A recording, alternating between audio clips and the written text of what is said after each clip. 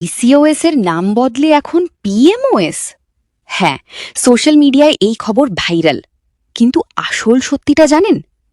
PCOS মানে polycystic ovary syndrome. অনেক doctor ও গবেষক মনে করেন এই নামটা পুরো সমস্যাকে বোঝায় না। কারণ অনেক মেয়ের পিসিওএস থাকলেও ওভারিতে সিস্ট থাকে না।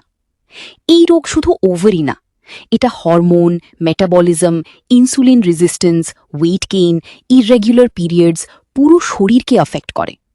তাই নতুন একটি নাম প্রস্তাব করা হয়েছে, পিএমওএস, পলিমেটাবলিক ওভেরিয়ান সিন্ড্রোম বা পলি এন্ডোক্রিন মেটাবলিক ওভেরিয়ান সিন্ড্রোম।